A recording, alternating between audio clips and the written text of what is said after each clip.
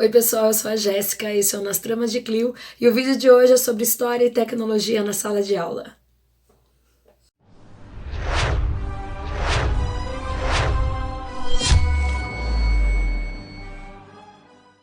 E aí galera, tudo bem? Hoje a gente vai conversar um pouquinho. Desculpa, eu tenho uma mania de balançar a cabeça. Eu acho que vocês já perceberam em vários vídeos isso, mas é tique, não consigo me livrar. Voltando. Pessoal, vocês já devem ter parado para pensar, já devem ter sido questionados em vários momentos na vida de vocês, enquanto professores, sobre o bendito uso da tecnologia dentro da sala de aula. Até bem pouco tempo atrás, muitos professores torciam o nariz, diziam que não conseguiam aprender, que não tinham tempo, que não viam o aprendizado no uso da tecnologia, mas sinto informar para aqueles que não são muito favoráveis, não há volta, né? Na verdade, nós temos sim que nos adaptar ao uso de tecnologia na sala de aula em todos os momentos possíveis, inclusive no ensino de história, né? Que a gente sempre acaba vendo exemplos e tal sendo usados principalmente na área de exatas, mas história tá aí para mostrar que veio e para mostrar que é possível sim ensinar história usando tecnologia.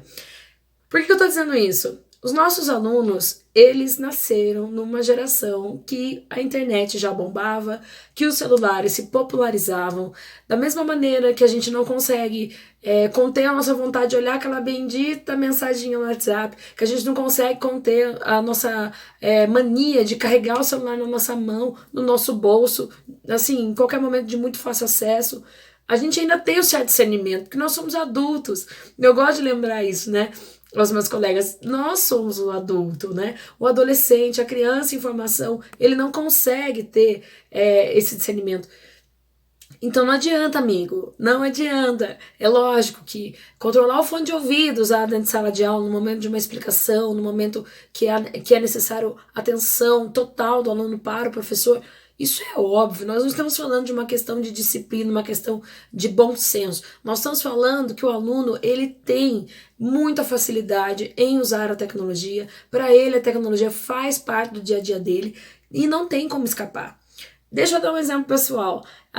Faz 15 dias que a gente voltou a trabalhar, né? Estamos com alunos em salas de aula.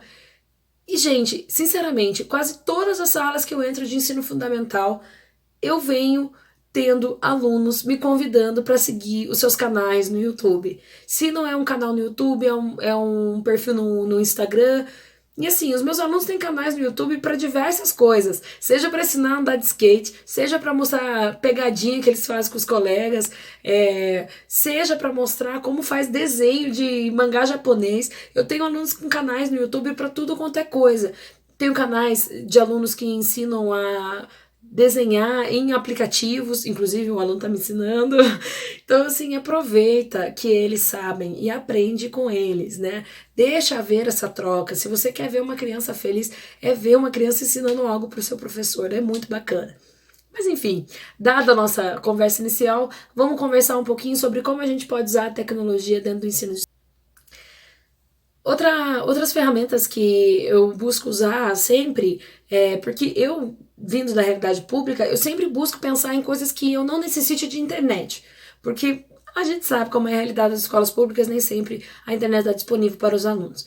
Então, aplicativos de dublagem, esses aplicativos de dublagem são muito engraçados, as crianças adoram, que é quando eles pegam determinados trechos de filme, propagandas, e jogam a voz deles em cima, né? É bem legal trabalhar a Segunda Guerra com isso, tem vários mini vídeos, né? Não sei se é assim que se chama, na internet, do Hitler fazendo discursos, em que as crianças mudam o discurso do Hitler através desses aplicativos de dublagem. É muito bacana, eles adoram fazer, e de uma maneira ou de outra, um jeito de fazer o aluno ler sobre a Segunda Guerra, dele pensar sobre o discurso, como que ele pode reproduzir ou alterar esse discurso, é bem bacana. Dentro do conteúdo de história, eu sempre explico o meu conteúdo, eu sempre faço a minha aula tradicional e indico canais de história. Indico o meu, além do meu mesmo, que eu acabo indicando, mas eu indico vários canais de história, né? Não vou citar nenhum aqui para não ficar chato, né? Porque posso esquecer dos outros colegas, mas eu sempre acabo indicando canais em que eles podem rever a explicação sobre aquele tema que eu acabei de dar, com outro professor, com uma outra maneira, com uma outra didática, né? Uma outra maneira de apresentar aquele conteúdo. Então, os meus alunos já têm o costume de quando terminam uma aula ou de uma aula de revisão antes de uma avaliação, eu já deixo 3 canais de exemplo para que eles busquem usar o YouTube não só como divertimento, mas também como ferramenta de estudo. Vocês vão falar para mim, que coisa mais boba, o aluno pode procurar isso sozinho. Ele não vai procurar isso sozinho. Ele não vai. E tem uma questão também. No YouTube, a gente encontra muita coisa bacana, mas também encontra muita coisa ruim. Então, a gente que é o professor, a gente tem que ter esse portfólio de coisas bacanas para apresentar para os nossos alunos. Então, eu sempre acabo fazendo isso. Outra ferramenta que eu uso no ensino de história, que está ligada à tecnologia, é o uso de museus virtuais. O Brasil tem vários museus que já foram todos colocados na internet em versão 3D. Vou dar um exemplo que é o mais preferido meu, que é o Museu da República, no Rio de Janeiro. Ele é todo em 3D, os 3 andares. Você pode viajar para todo o museu, inclusive pelo quarto de Getúlio Vargas. Você pode dar um zoom no pijama do Getúlio Vargas. Para nós, professores, parece algo muito simples, mas tente fazer essa experiência com o seu aluno num laboratório de informática ou eles mesmos através do seu celular, entrando nesses museus virtuais que não só no Brasil existem, mas nós também temos o Museu do Louvre, alguns trechos do museu estão em 3D, nós temos outros museus como o Museu do Holocausto na Alemanha, esse no caso só vem em língua alemã ou inglesa, mas pelo rumo ali a gente consegue visitar o museu do Holocausto, né, de Auschwitz, na Alemanha, que é, assim, uma experiência muito bacana para os nossos alunos, porque quando a gente mostra a fotografia, quando a gente fala de determinada coisa, o aluno ele não tem essa aproximação, né? Principalmente a gente que trabalha no interior, que não tem muita oportunidade de estar levando o aluno a visitar museus, desperta neles o interesse, né, quando eles podem, mesmo que virtualmente, fazer essa visita. Enfim, o uso de tecnologia não se baseia apenas em que você use celular, em que você use o computador, que você estimule seus alunos a fazerem pesquisas sérias e que tragam de fato aprendizado para eles através da internet. A gente tem também a responsabilidade hoje de trabalhar a ética dentro da internet, né? Então eu acho isso muito importante. Esse ano mesmo a gente já começou algumas discussões dentro da minha sala de aula para que a gente fale da ética, né, nessa questão de fake news que é tão importante. O Brasil está em ano de eleições de novo, eleições municipais, e a gente vai ver isso pelo mundo também, né? Nós temos eleições americanas esse ano, então eu já atentei os meus alunos, já chamei a atenção deles para que eles fiquem de olho na enxurrada de fake news que vai acontecer, que eles se autoavaliem, se eles são propagadores de fake news, o que são fake news, porque por mais que a gente ouça muito, que se fale muito, fake news, notícia falsa, notícias absurdas, todo mundo espalha fake news, né? Em algum momento ou outro da sua vida você vai espalhar. Pode ser que você, já com certo discernimento, não espalhe uma fake news muito esdrúxula, mas você pode sim cair em fake news, principalmente relacionadas à política, que são muito bem criadas, né?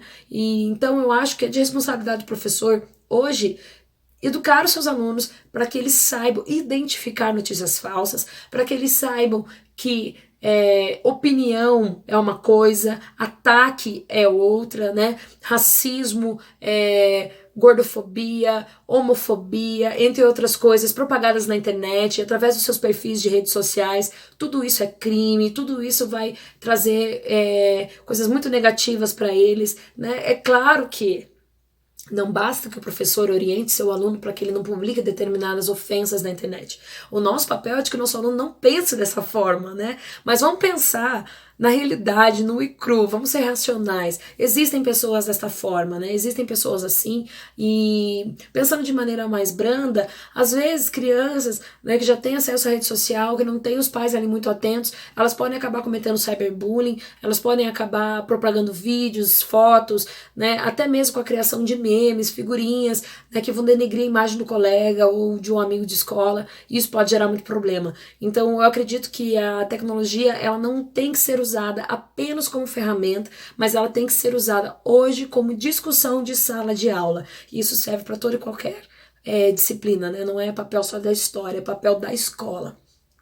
Bem, eu espero que as dicas de hoje tenham ajudado vocês em algum momento, tenham sido tenha trazido alguma novidade ou tenha ajudado vocês a repensarem o uso da tecnologia, aqui embaixo na descrição do vídeo eu vou deixar o link do texto lá do Nas Tramas de Clio, que traz alguns links, traz explicação sobre o uso dessas tecnologias com mais profundidade, né, que vocês possam, lógico, já estar ali colhendo material para a sua sala de aula.